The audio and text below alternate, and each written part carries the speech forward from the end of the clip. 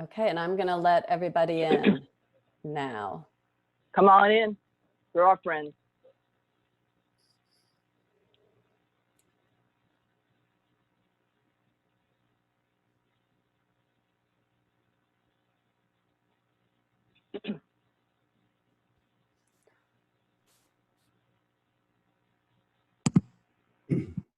Hello.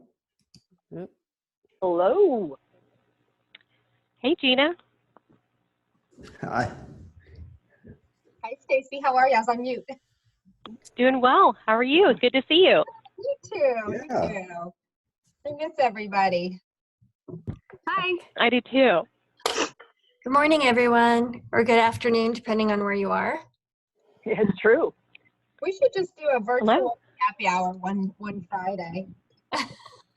That'd be fun. Oh, I thought this was it. I'm sorry. It might be early. Oh, that's true. It is. Oh no, it's only noon in Texas, but it is 5 o'clock. Well, Well, Monica, I like seeing your Right. family photo. Thank you. We need an updated one. That's a couple years old. Oh, Looks nice. yeah, it does. Okay, Deb, I would suggest you go on. Okay. All right, everybody. Greetings and welcome to the VetPartners Town Hall Brief, where we have an expert in the veterinary space share information, very rich information in a very short amount of time within a 30-minute discussion. But before we get started on today's Town Hall Brief, I've got a few housekeeping items to share. First of all, thank you to all of the sponsors. We couldn't do it without you. All lines will be muted, and so we can focus on the presenter today. So please stay on mute until we actually open up for questions at the end of the program. If you do have questions, though, please place them in the chat box, and we will make sure we address as many as we possibly can while we're connected. And if not, we'll make sure the questions are answered offline as well. So thank you all for joining us today, and we're very excited to introduce our presenter and a bit about what she'll be presenting on. Stacy Pursell. Stacy All right. Pursell Well, thank you. Yes, Oh, we're glad go to ahead. see you, Stacy. Just one more second. I'm going to just share a little bit more about you and what you're going to be sharing today. Stacy Pursell of the Vet Recruiter will explain what she's seen in the marketplace as it pertains to recruiting and hiring within the veterinary profession. Stacy, the floor is all yours. All right. Well, thank you, Deb. Hello, everyone, and welcome. I'm excited to be here. I hope everyone is doing well. I miss seeing all of your faces in person, so I'm thankful for this Zoom technology.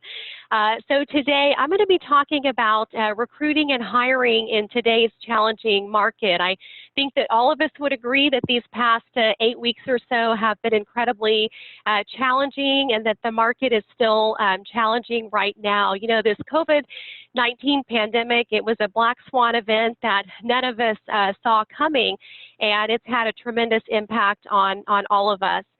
I don't know if you have seen the unemployment rate numbers that were just released. Some key points are that a record 20.5 million jobs were lost in April, as the unemployment rate jumps to 14.7%. And non-farm payrolls fell by 20.5 million in April, and the unemployment rate rose to 14.7%, both post-World War records. So economists had been expecting a loss of 21.5 million jobs and the unemployment rate to surge to 16%. The real unemployment rate, which includes workers not looking for jobs and the underemployed, surged to 22.8%.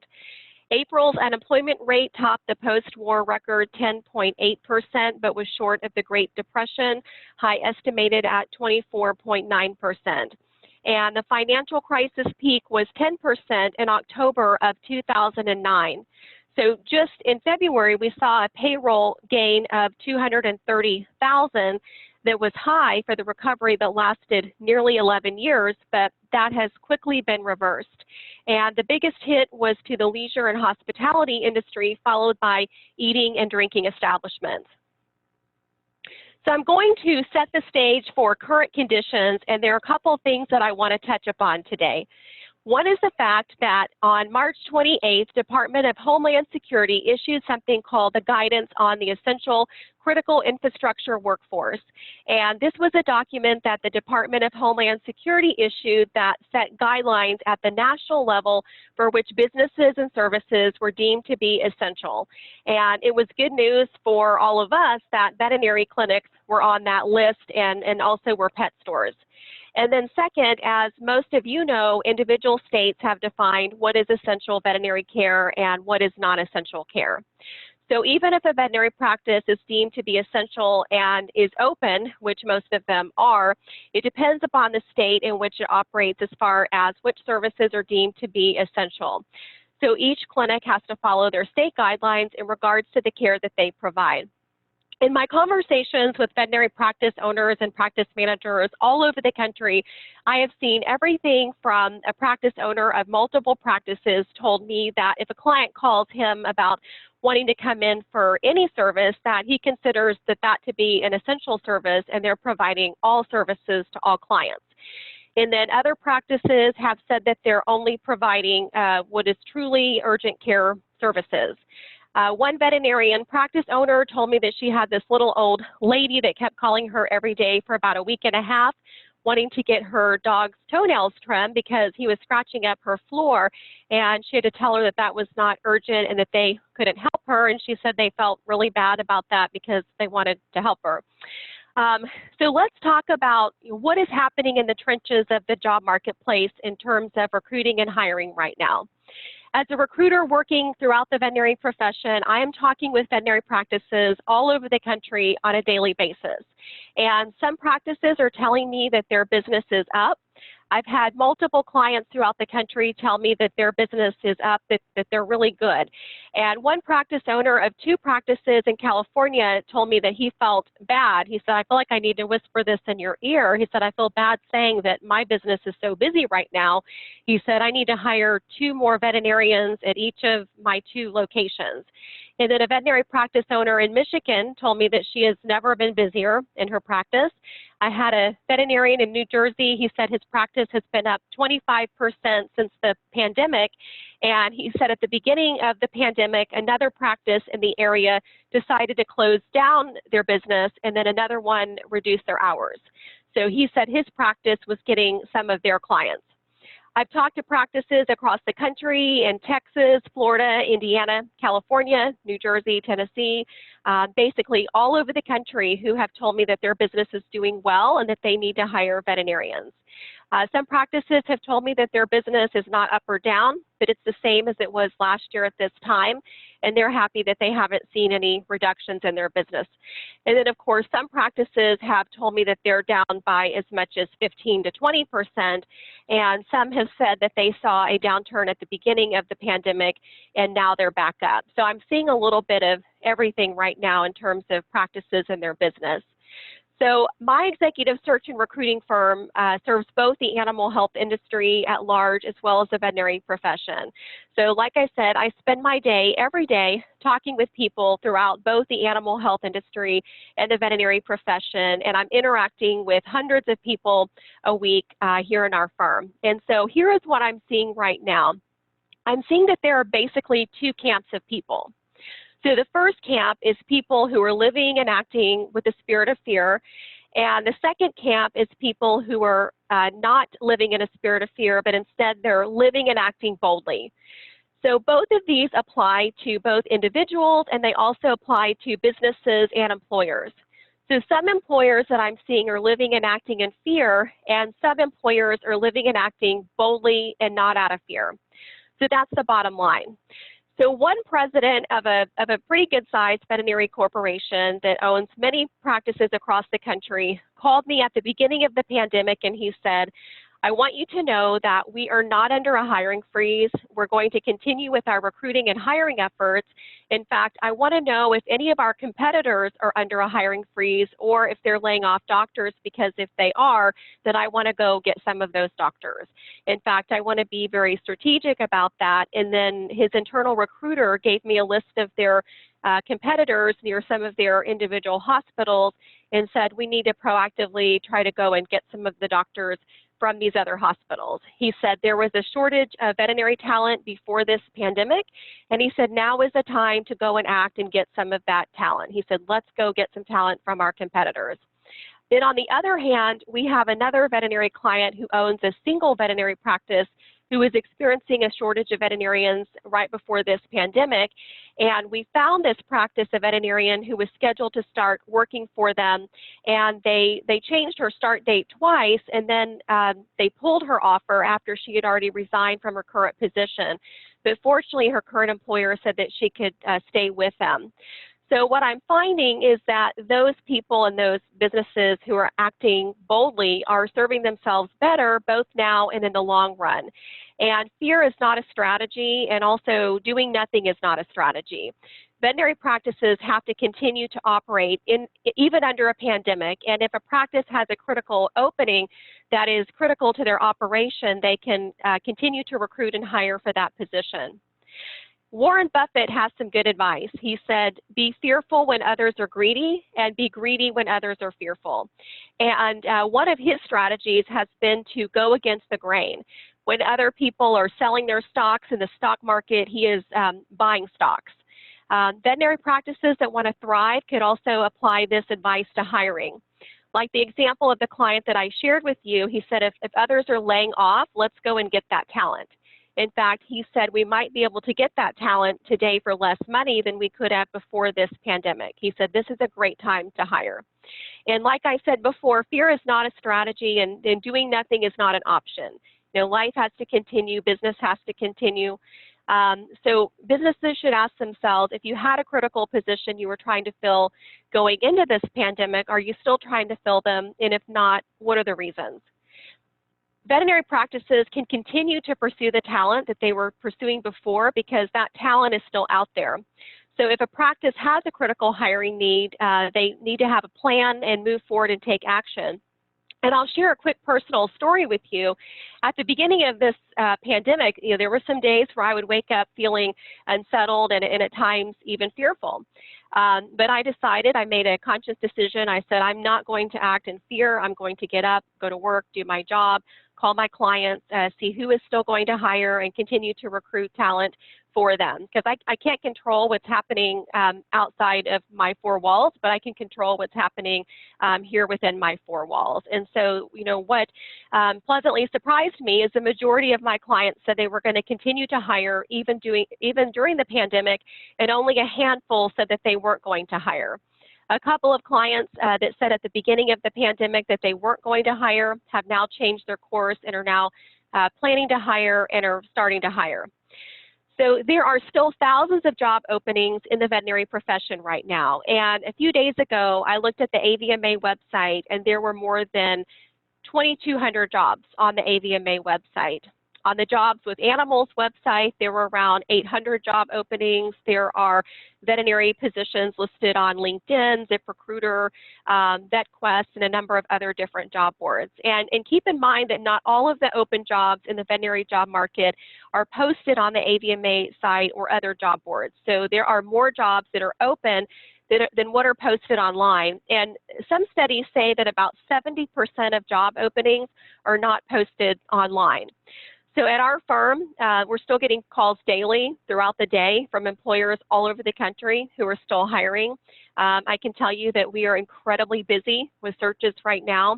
We have many interviews going on. We're making placements. We just placed somebody yesterday in a new position. We also just had somebody start a new position yesterday. Candidates are still going on interviews.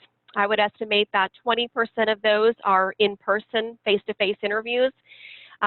During this pandemic, we had a candidate drive 19 hours across the country for a job interview. We also had a candidate fly across the country to an interview, and she texted us a picture of her sitting at her gate in an almost empty airport. Just last weekend, we had a veterinarian drive from Georgia to Tennessee for an interview. Today, I have somebody traveling to Florida from a different state to interview, and we currently have other candidates right now scheduled to travel for interviews. Most of them are driving, but we do have some that are flying. It's important to point out that under current conditions, employers must communicate to candidates what to expect when they arrive for the in-person interviews, especially in terms of protocol. That's the #1 question that candidates are asking about in-person interviews. They want to know, what is a practice's protocol? So practices are asking candidates to come wearing masks, for example. Veterinary practices are still making offers of employment. We still have candidates relocating for jobs.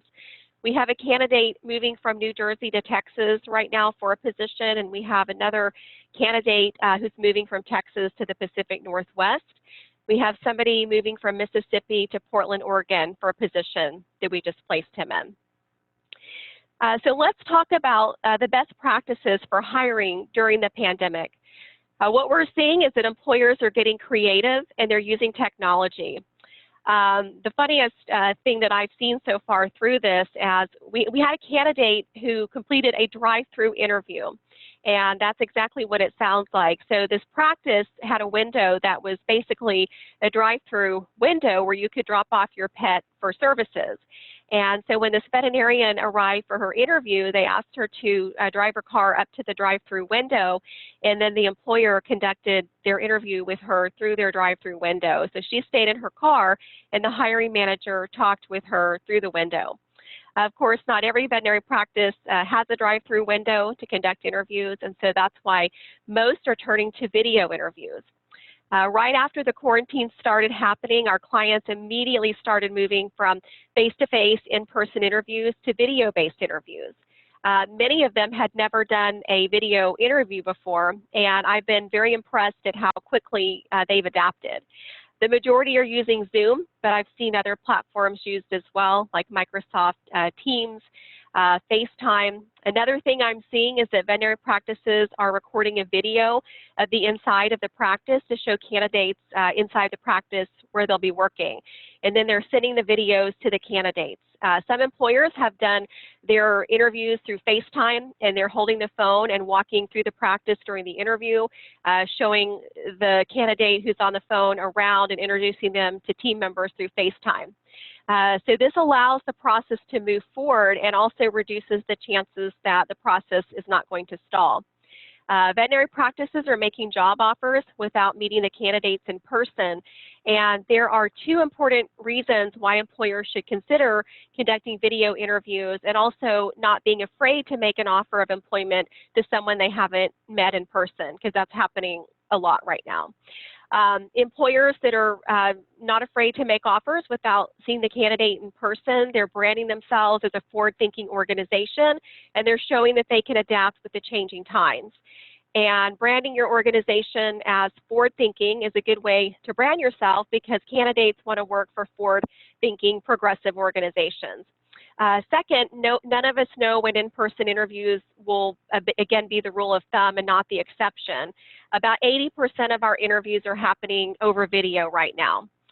In the past 2 weeks, I have been seeing more in-person interviews get scheduled, and it seems like more people are getting comfortable meeting in person again in the last 2 weeks. In fact, I have set up an in-person interview for today that I mentioned that involves traveling to another city.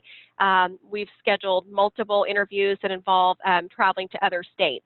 Most of these candidates are driving, but we've had some that have booked tickets to fly. One of them, her airline rescheduled the flight, so she had to rebook, but people are, like I said, flying for interviews.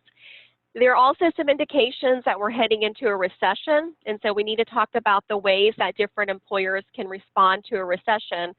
According to a report that I looked at from the Harvard Business Review, there are 4 types of responses to a recession. The first response is prevention-focused companies that make primarily defensive moves and are more concerned than their rivals with avoiding losses and minimizing risks. And just as the name suggests, these are companies that are overwhelmingly focused on preventing bad things from happening, so they're focused on fear. The second response are promotion-focused companies that invest more in offensive moves that provide upside and benefits more than their peers. And these are companies that are very aggressive, and they're focused on being on the offensive, and they're not operating with a position of fear. And then the third response are pragmatic companies that combine defensive and offensive moves. And these are companies that realize that there has to be a balance between offense and defense, but they're trying to achieve that balance through trial and error. And then the fourth response are progressive companies that deploy the optimal combination of defense and offense. And these are companies that are applying the correct balance, I believe, of being bold and cautious, so that they know how and when to pull all the right levers and push all the right buttons. And the fourth response is a type of response that I recommend. So what does all of this mean for veterinary practices? Well, I think the key is to strike a healthy balance between the two extremes in an effort to become a truly progressive organization. And here are some things that can help an employer do that. So the first is thoroughly examine all aspects of the business. And two, reduce costs through process improvement, which I think a lot of businesses are doing. They're trying to cut their costs, but you don't want to cut too deep. The third is to increase spending on marketing for additional exposure. And I have a story about that. I was driving by this veterinary practice the other day, and they had this giant sign in their front yard. It was like a billboard that they had made. And it said, we're offering no human contact veterinary services. And every time I drive by, I see that sign, and their parking lot is just packed. And they've been very busy. So they're going out to the cars to get the pets, like many practices are telling me that they're doing. And then I talked to also a marketing consultant in the industry who's also a member of VetPartners, who told me that she's seeing the practices that are still investing in things like the Google advertisements and marketing are doing better than those that are not spending any money on marketing. Because if you're not communicating with your clients, they might not even know that you're open during this time. And then the fourth is to invest in the business for sustained growth. Hiring top talent falls into the category of investing in the business. In fact, hiring the right personnel is one of the best investments that a business can make during any period of time. So the bottom line here is that veterinary practices have to adopt both a progressive and a proactive mindset. And that is what is needed for success now and when it comes to getting ready for the recovery, which I'll talk about in just a minute. But the key for employers when it comes to hiring right now is to be flexible and also be willing to adapt to market conditions, regardless of what those market conditions are, because different market conditions prevent different market challenges. I think most of us know that during the past several years, even though there was a good economy, there were still challenges. It was a candidate-driven market, and that meant that top talent was hard to find and to recruit and to hire. And then today's market offers challenges of its own, although they're different than what we've seen in the recent few years. So it's up to employers to do what is necessary to be creative and rise to the challenge and decide how they're going to operate. That, of course, includes their hiring efforts.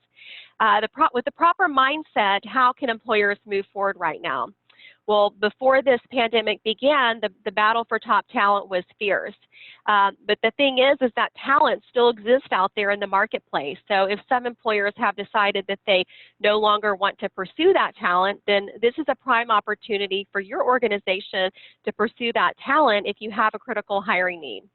We have multiple clients, just like that president of the corporation, that are saying, this is a great time to find talent at our competition. Like I mentioned before, we continue to get new clients and new searches from employers that are hiring during this pandemic. We have clients who are saying that as soon as the pandemic is over, they think that there'll be a surge in their business and they don't want to be left behind. So this is a kind of proactive mindset that will help veterinary practices hire top candidates now and also position their business well for the future. So the fact is that veterinary practices can continue to interview and build your teams at this time, especially if you have a critical hiring need. And you might be able to hire some talent away from your competition. Another thing that I've noticed during this pandemic is we've also received an increase of resumes from veterinarians proactively looking for opportunities. And these are not unemployed veterinarians that just got laid off. These are employed veterinarians, and some of them have stated that they're looking because they don't like how their current employer has handled the COVID-19 situation. I do have a story of a veterinarian who actually was let go. She worked for the same practice for over 15 years, and then when she talked to them about her concerns about how they were handling the pandemic, they let her go. And so she reached out to us, and within 2 weeks, we were able to place her in her new job, which she just started this week. So, once again, I think fear is what we're dealing with. It's one that employers have to overcome. And here are some steps that employers can take to overcome the fear. The first step is work to engage job candidates on all levels, identify their reasons for wanting to make a move, which this is no different than, it was 3 months ago. We always have to engage candidates, identify their reasons to make a move. The second is to focus more on emphasizing how the organization is valuing the position, which means you need to let the candidate know how important the position is to the organization and then where it fits in. And then 3, recognize that you may have to overcome objections, even more so than usual. And the most common objection that I'm seeing right now is candidates that are saying, it's just not a good time to make a move. I want to make a move, but I want to wait until COVID is over, and then I'll make a move. One veterinarian, she said, I don't think now is a good time to make a move. And then an hour later, she sent me an email. She said, you're not going to believe this. This is weird, but one of my coworkers just submitted her resignation right after I told you this was not a good time to make a move. So that means we're going to be down a veterinarian. She said, I think I need to rethink what I just told you. She said, I'm going to change my mind, and I'm going to go ahead and start looking at other options. So it was just a matter of, she had fear. She saw that somebody else had just made a move. Maybe it was okay to make a move. So once she got over her fear, she decided, I can still make a move. So the fact of the matter is there are candidates changing jobs right now. Veterinary practices are still interviewing and hiring. The fourth step that you can take are to emphasize to candidates how your organization and the opportunity that you're offering will benefit them and help them to move their career forward, which is no different than we have to do anytime when you're hiring. You always have to emphasize the opportunity to them. And the fifth step is to remember that you have not actually hired a person until the person actually steps foot and joins your organization. So this has to do with onboarding, which is even more important during this time since the fear levels of some people are so high. So practices need to have a plan for onboarding new employees effectively during this time and communicate the plan to everyone that's involved in the process. So I want to talk about preparing for the upcoming recovery, because it does look like we are headed into a recession, but we do have to prepare for the recovery. So the bottom line is that if we're not focused on the recovery before it happens, then we won't be properly prepared for when it does happen. And there's an analogy that I like to use to illustrate that, and that analogy is surfing. I'm not a surfer, but there is something I do know about surfing, and that is that you can't decide that you're going to ride a wave as soon as the wave reaches you.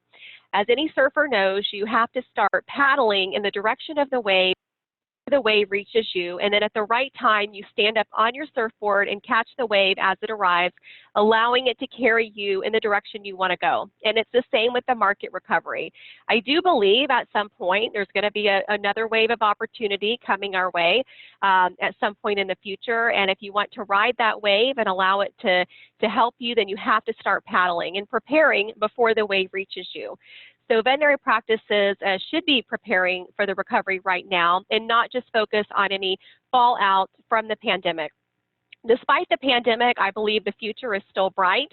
The fact of the matter is that we will recover from the COVID-19 pandemic. After all, we recovered from the financial crisis, the Great Recession of more than a decade ago, and then before that, we recovered from 9/11 and the bursting of the dot-com tech bubble. And during those recoveries, the economy and workers both prospered. So before those recoveries began, things looked dire. However, that's not what it's important to focus on. We should focus on the positive and the market recovery and try not to focus on negative things that we can't control. So in closing, when it comes to recruiting and hiring in today's market, I believe there's still plenty of opportunity out there and also plenty of great candidates out there. And to sum it all up, veterinary practices must not allow fear to dictate their decisions and be willing to be both proactive and progressive in their pursuit of top talent. And thank you everyone for joining us today. I hope that you gained something of value from this presentation. And I believe we have just a minute or two for Q&A. Stacy, thank you so much for all of this rich information. I tell you what, in keeping with our brief time limit here, we will take a few questions that we have and we'll actually address those offline. Again, we want to make sure that we make sure these questions are indeed answered.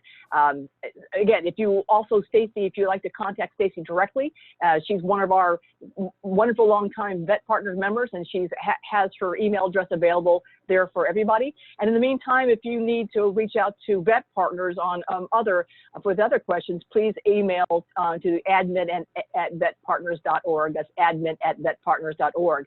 A few other items is that these recordings will be on our website very shortly, likely next week, so that we can play them over and over. And again, if you missed it or some of our other VetPartners members missed it, they can actually go to our website. We'll give you more information. Also, again, thanks so much to our, all of our sponsors. We can't do these kind of things without you. Again, thanks so much. Also, thank everybody today who actually joined in on this conversation. And we look forward to having more of these town hall briefs coming soon. So please stay tuned for our next town hall brief. Thank you, Stacy, once again, and thank you all very much. Have a great day. Stay safe. And until next time, thank you all for what you do. Thank you, Deb. Bye, everybody.